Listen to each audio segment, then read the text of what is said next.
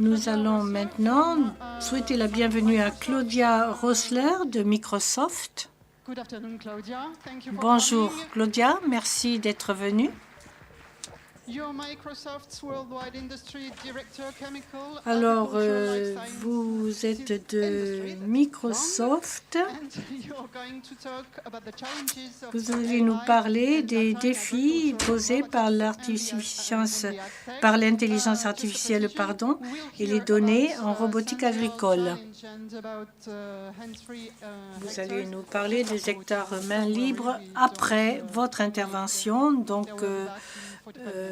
voilà.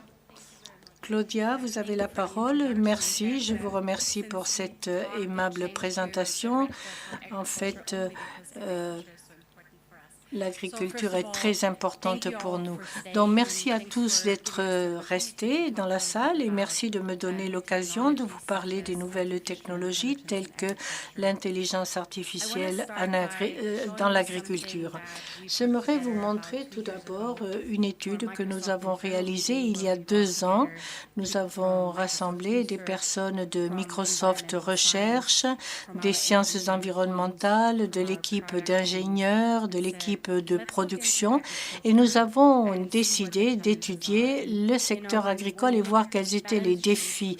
Lorsque nous voyons ce tableau, nous voyons que 30% des personnes dans le monde travaillent dans l'agriculture et l'agriculture contribue à certaines de nos consommations les plus importantes.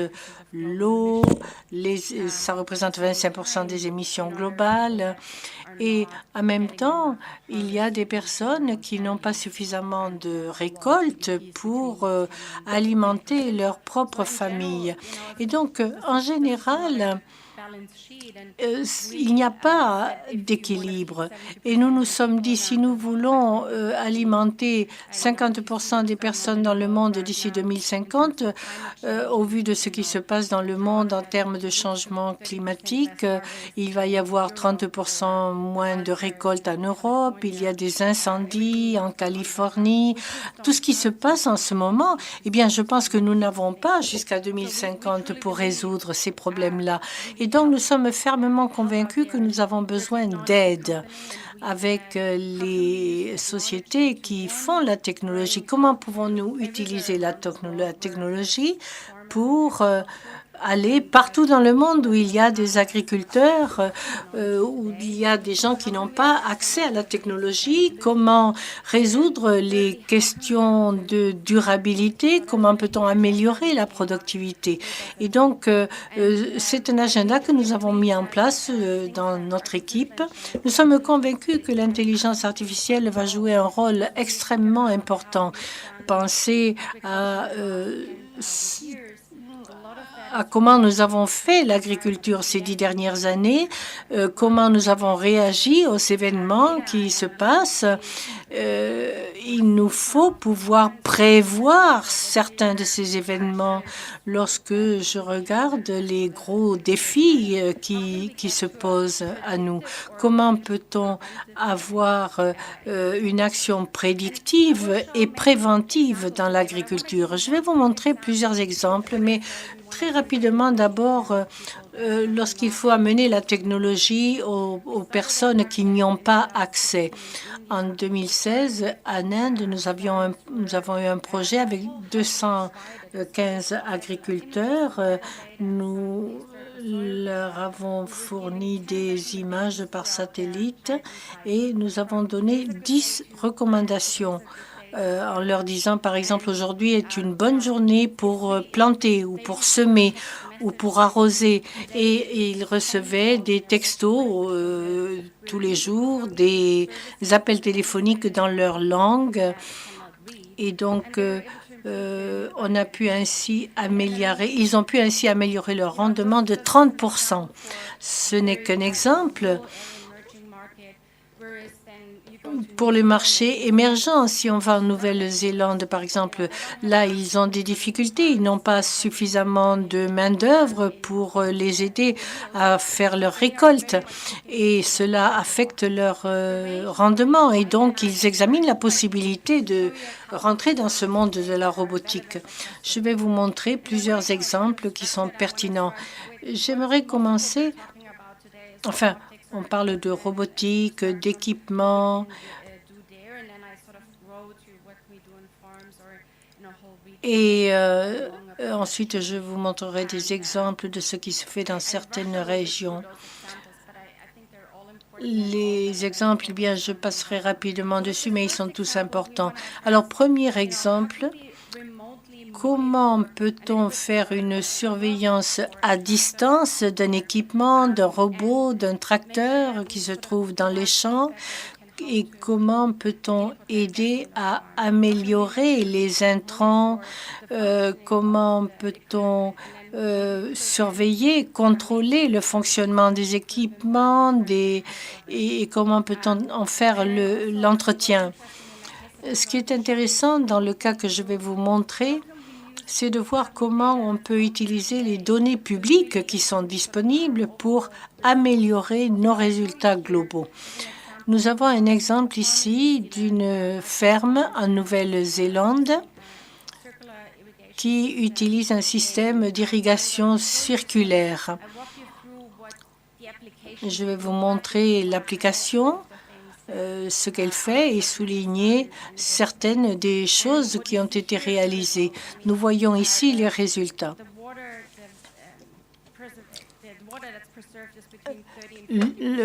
Entre 30 et 50 % d'eau est économisée. L'énergie est économisée à hauteur de 50 %. Et je vais vous montrer comment ils ont fait cela. Nous avons là une carte de la Nouvelle-Zélande. Ils ont 130 000 acres de terres agricoles. Et vous voyez là où il y a des problèmes et ce qui fonctionne. C'est ce que je vous disais lorsque je parlais de données publiques. Ils ont commencé à introduire des données climatologiques ou météorologiques, la température, les vents. Cette alerte est une alerte de vent. Il y a une tempête qui approche et donc les systèmes d'irrigation pourraient être endommagés. Et donc nous faisons des recherches à ce moment-là. Là, nous avons une autre vue d'un groupe de fermes et de champs. Ce qu'il faut souligner ici, c'est qu'il y a beaucoup de données externes. Mais rappelez-vous, au début, je vous ai dit qu'il y a une réduction des coûts de l'énergie de 50 %. Cela vient du fait que les niveaux des rivières sont suivis, les niveaux des réservoirs sont contrôlés et on décide quel est le meilleur moment pour pomper l'eau de ces réservoirs à des moments où l'énergie est la moins chère. Là, ceci est basique, mais cela a eu un énorme impact sur le retour sur investissement. Nous avons étudié ce système d'alerte. Nous voyons quels sont les équipements à risque. Et là, nous voyons qu'il y a 5 différents capteurs du sol. Ils mesurent constamment l'humidité du sol. Et ainsi, on sait combien d'eau peut être utilisée dans quelle partie. Ça, c'est un contrôle direct de l'équipement pour réduire la consommation d'eau. Ensuite, donc, on a utilisé ce système d'alerte et on s'est dit, voilà, il y a un orage qui approche, qui peut endommager les équipements. Il faut arrêter l'irrigation et s'assurer que l'équipement ne va pas être cassé, endommagé par l'orage. Et donc, il faut déplacer cette machine et la mettre à l'abri. Voilà donc des fondamentaux qui sont importants pour aider à réduire les coûts et à être plus efficace. Passons au niveau suivant. Quel est le rôle de la technologie dans la ferme elle-même? Alors, il y a des questions de connectivité. Nous voyons que il y a des cartes de précision, mais tout est formé en silo. Il y a des données agrégées. On n'a pas de tableau vraiment généralisé de ce qui se passe dans une ferme. Et c'est également onéreux lorsqu'on parle avec les personnes. Les équipements, que va-t-il se passer si on le vole? C'est un grand investissement. Comment est-ce qu'on peut faire baisser ces coûts-là? Et donc, nous avons un projet qui a été mis sur pied par notre équipe de recherche qui travaille depuis les 5 dernières années. C'est un peu complexe, mais je vais vous donner les éléments les plus importants, les réalisations qui ont été faites. On voulait étudier la connectivité négative dans une ferme. Dans 20% des zones rurales, il n'y a pas d'Internet. Donc, nous avons essayé d'étudier différents endroits dans le monde où il n'y a pas de spectre de télévision. Alors, dans certaines fermes, il n'y a pas de télévision, il n'y a pas de possibilité et il y a pourtant des espaces pour transmettre les données. On parle ici de 10 à 13 miles pour la transmission des signaux. Alors, nous avons ce que nous appelons l'IoT, c'est-à-dire l'informatique et l'analytique embarquées sur le dispositif. Ça peut être un tracteur, un robot, ça peut être également un petit appareil tenu à la main que l'agriculteur peut effectivement tenir. Alors, avec l'imagerie des drones, par exemple, au lieu d'envoyer une image de drone dans le nuage, c'est coûteux, c'est lent, on traite les images sur le dispositif lui-même et ensuite on décide ce qui peut être envoyé ou pas.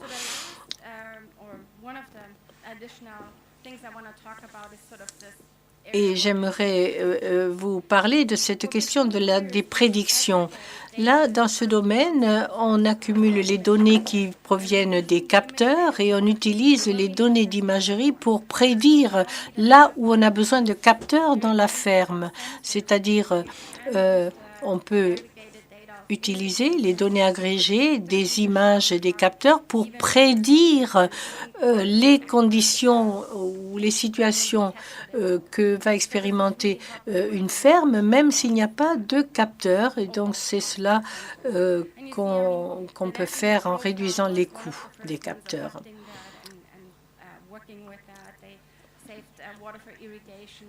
Et il en est de même pour l'eau, pour l'irrigation, le contrôle des sols, l'analyse des sols, le contrôle des inondations dans une ferme également. On peut en faire le contrôle et le suivi. On surveille, par exemple, les fruits. Et finalement, vous avez certainement reconnu cette personne qui porte la chemise bleue. C'est Bill Gates qui a visité notre ferme. Il a un ballon de hélium sur lequel on a mis une caméra de contrôle. Les drones ne sont pas autorisés parce qu'ils sont trop coûteux et c'est une façon d'obtenir des images sans trop de coûts. Et donc, on fait tout ce qu'on peut pour réaliser des études pilotes sur cette technologie qui se trouve dans le monde entier en ce moment. J'aimerais très brièvement vous expliquer l'idée de cette analytique. Ici, nous faisons le suivi, la surveillance de cette ferme. Nous voyons quelles sont les flaques d'eau qui se sont formées, les déjections de vaches. On voit immédiatement si une vache est errante, si elle s'est égarée, par exemple. Donc, d'après ce que l'on voit ici, on peut décider ce que l'on envoie dans le nuage immédiatement. Si une vache est perdue, on envoie le signal immédiatement. Mais il y a d'autres données qui peuvent être actualisées une fois par semaine ou une fois par mois. Et donc, il y a une grande flexibilité dans ce que l'on peut faire avec la connectivité et l'analytique des données. Ici, c'est notre exemple. Le rendement. Alors, ce qu'il faut dire, c'est que à Microsoft, on a développé des technologies comme l'IA, les technologies de blockchain, mais The Yield est une société qui a été créée en Australie, en Tasmanie, et elle utilise une combinaison de capteurs très sensibles. Elle prend toutes ces mesures simultanément. Et donc là, il crée un tableau de bord pour les agriculteurs qui peuvent voir ce qui se passe. Et ce système donne des prévisions à 7 jours sur ce qu'il va se passer. Et c'est très utile pour la planification des récoltes. Avec telle prédiction, on pourra décider de telle date de récolte. Donc, c'est une solution très globale qui peut aider à utiliser moins de ressources et à planifier le travail également. Très rapidement, vous voyez qu'on peut faire la même chose dans l'aquaculture, dans les océans, où on doit contrôler la pollution des eaux, par exemple, ou aider les ostréiculteurs.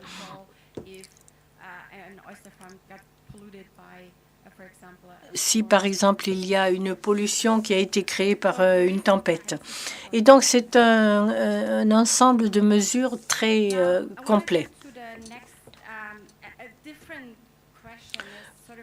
Il y a une autre question différente qui se pose. Les agriculteurs ont l'équipement, mais allons au-delà de cela. Qu'est-ce qui peut être fait en dehors de la ferme? Quels sont les conseils que l'on peut utiliser en utilisant la technologie, comme je le disais au début, pour améliorer la productivité de l'agriculteur sans qu'il n'y ait de perturbations dans son travail au quotidien. Et je vous parlerai également de la valeur des données par image. Alors, qu'est-ce qu'on voit ici? C'est un projet qui a été mis en œuvre en Inde. Et on peut voir comment on peut interagir avec ce que l'on appelle la checkbox et utiliser les informations constituelles pour fournir des services. Dans cet exemple, lorsqu'on ouvre l'appli, on peut décider ce qui nous intéresse. Et aujourd'hui, on examine plus précisément la gestion des nuisibles et les maladies potentielles qui se présentent. Alors, on demande d'abord aux agriculteurs, on connaît l'endroit, on confirme qu'il s'agit bien de la bonne ferme, donc on ne demande pas à quelqu'un de nous donner des informations. On sait quelque chose et d'après le contexte, on propose le service. Et on sait ce qui peut pousser dans une zone donnée.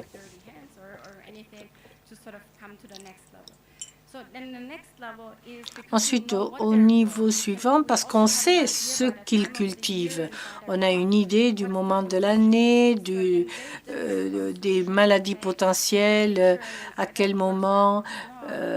On peut voir si par les images ça va fonctionner ou pas. Et on construit un dialogue contextuel avec l'agriculteur. On lui demande si c'est une de ces maladies. Et à ce moment-là, on peut envoyer une vidéo montrant un agronome qui explique comment traiter la culture d'après la maladie.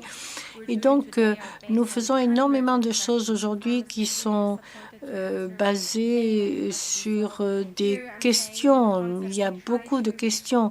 Et ici, dans ce concept, on essaie de fournir des choix, des options, que cela soit accessible.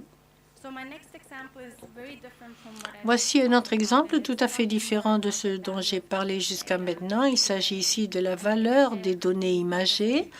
Comme je l'ai dit, ça peut être des images par satellite ou prises par des drones.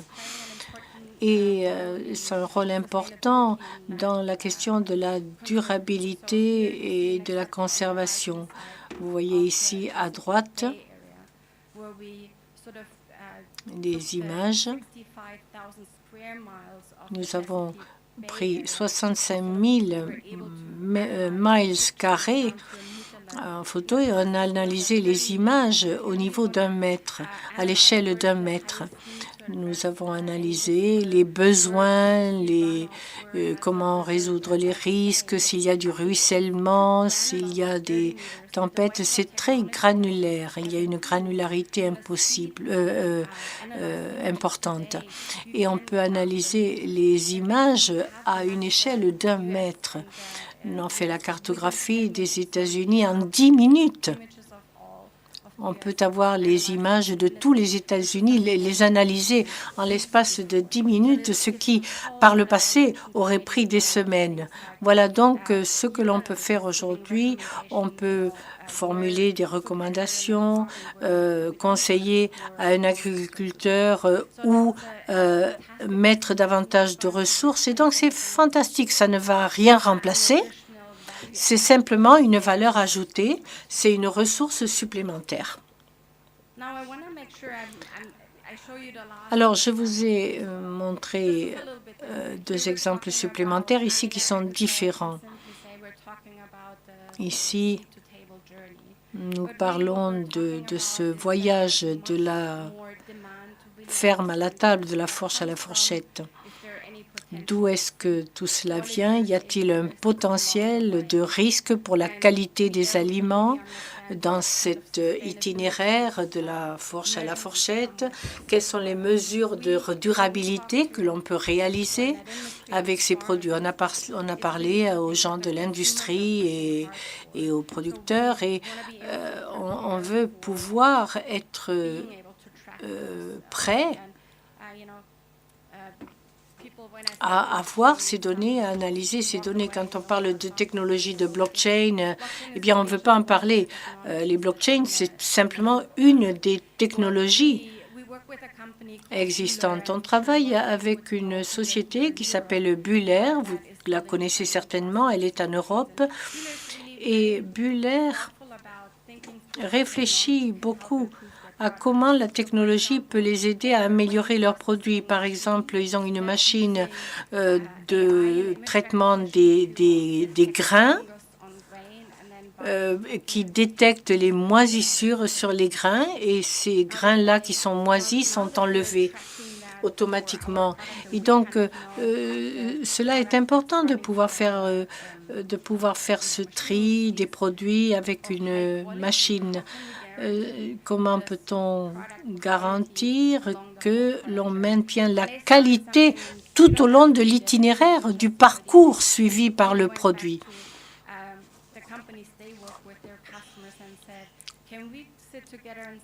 La société a réfléchi sur le contrôle de qualité qui est possible lorsque les grains quittent le champ, passent dans les trémies, vont au grenier, ensuite chez le meunier. Quels sont les critères de qualité que l'on veut surveiller? Comment peut-on s'assurer que cette qualité est maintenue, que l'on est conforme aux règles lorsque les produits sont livrés à la grande distribution et finalement aux consommateurs? Et là, c'est un concept où la technologie blockchain joue un rôle important. Elle permet de mesurer toutes les conditions tout au long de la chaîne, tout au long du parcours du produit, et cela, on le verra de plus en plus. Le dernier exemple que je voudrais partager avec vous, enfin, c'est un exemple. Pour nous, ça ne l'est pas vraiment parce que la technologie existe, mais c'est une réalité mélangée en quelque sorte. C'est créer la version de quelque chose qui existe déjà. On choisit une ferme et on voit comment on peut créer une ferme virtuelle. Ici, on utilise un système qui s'appelle HoloLens et ces lentilles sont utilisées aujourd'hui par les sociétés. En haut, vous voyez un exemple où l'employé examine, analyse ce qui se passe dans la ferme. Après, on utilise la même chose sur le terrain. C'est des lentilles un peu plus complexes que mes lunettes. On voit la ferme dans la réalité, ce qui s'y fait. Et les hololentilles sont utilisées également pour former les personnes à utiliser certains processus complexes, comme ici dans le processus de fabrication. Et dans cet exemple aussi,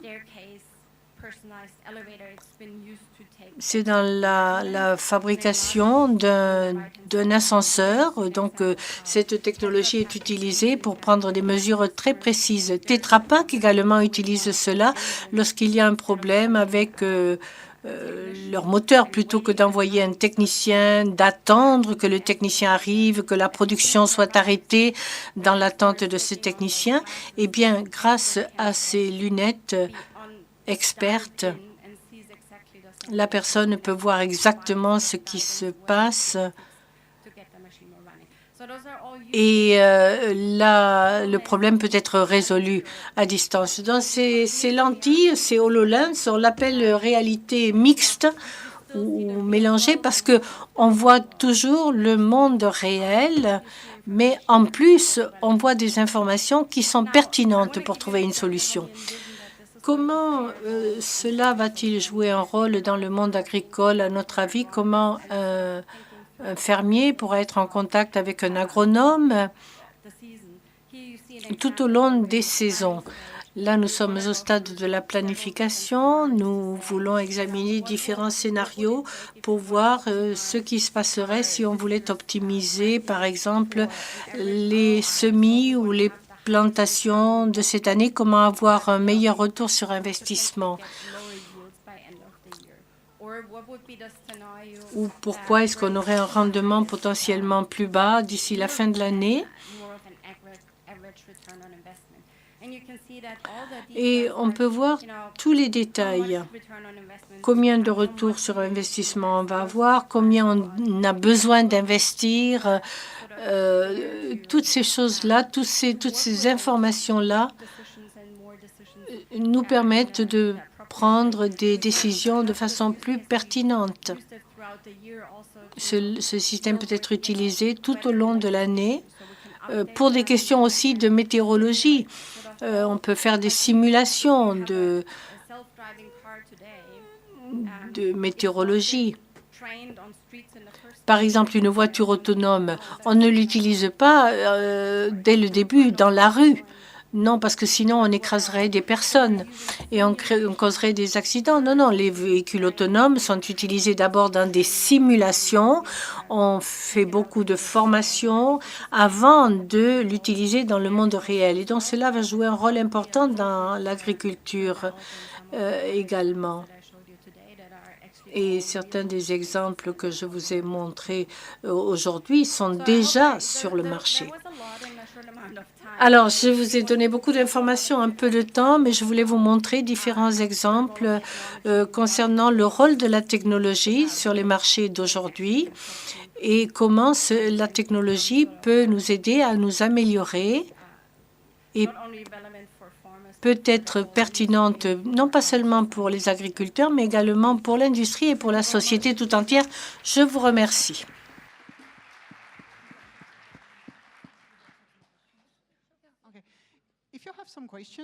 Je ne sais pas si vous avez des questions.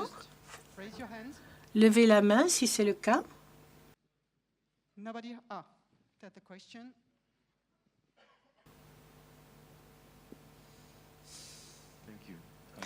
Merci. Comment sélectionnez-vous les projets sur lesquels vous allez travailler? Comment sélectionnez-vous les partenaires qui vont travailler avec vous? C'est une bonne question. Je pense que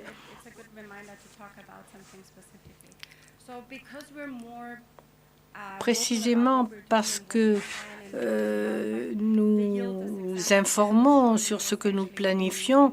Les exemples que je vous ai montrés, d'ailleurs, sont passés à la télévision et en France, d'ailleurs. Et donc, beaucoup de sociétés veulent travailler avec nous et explorer ces choses nouvelles. Nous avons aussi un programme qui s'appelle l'IA pour la Terre, sur des questions de durabilité, d'agriculture, de biodiversité, de changement climatique. C'est un programme où nous participons de façon active avec les universités, les instituts de recherche qui souhaitent créer des modèles de durabilité. Nous travaillons avec des organisations à but non lucratif également. Et nous voulons étudier l'innovation qui en sort pour l'appliquer ensuite dans l'industrie. Nous sommes en partenariat également, nous sommes une entreprise. Parfois, des coopératives nous contactent pour améliorer leurs bénéfices. Nous travaillons également avec des fabricants d'équipements, mais aussi d'intrants. Je n'ai pas pu écouter toutes les présentation, mais je pense qu'il est important lorsqu'on pense aux semenciers, par exemple, et à tous les fertilisants. Toute la recherche qui est faite sur les fermes, et donc on ne peut pas faire des bons géants si on n'a pas accès à un ensemble plus large de données. Il faut également avoir la permission des agriculteurs pour l'utilisation de leurs données. Mais nous sommes convaincus qu'à terme, il est important de mettre en place un modèle qui permette d'utiliser toutes les données en toute confiance et que l'on en comprenne la valeur. Y a-t-il d'autres questions pour Claudia? Une fois, deux fois, trois fois?